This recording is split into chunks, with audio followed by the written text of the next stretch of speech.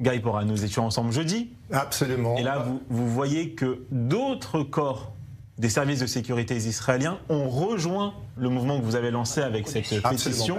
Vous êtes satisfait de ça, j'imagine? Non, vraiment. Et correction, nous n'avons pas, dans le lettre que moi j'étais un des principaux initiateurs, on n'a pas demandé l'arrêt de guerre.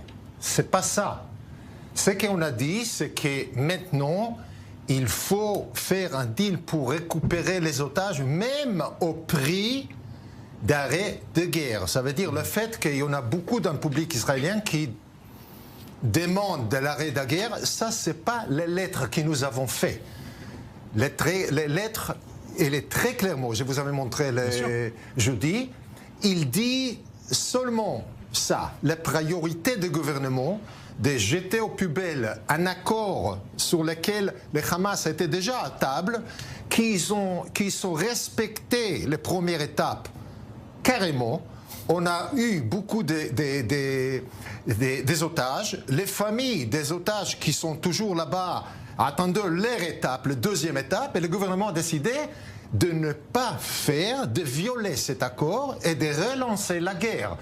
Cette guerre, nous pensons, et c'est écrit aussi dans la lettre, qui est premièrement, pas seulement, mais premièrement, pour les raisons politiques, parce qu'on a vu les ministères de droite, d'extrême droite, qui ont dit clairement, on fait tomber le gouvernement de Netanyahou si la guerre ne continue pas.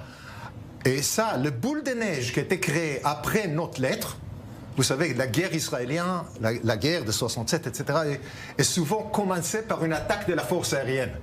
Et puis, les ground forces suivent. Alors, je peux vous annoncer, peut-être un scoop, on n'a pas seulement 4 plus lettres qui sont, mais une dizaine de corps blindés avec certains milliers de réservistes, les marines, le Mossad, etc., etc. Okay. Alors ça, c'est la situation à ce moment. Samuel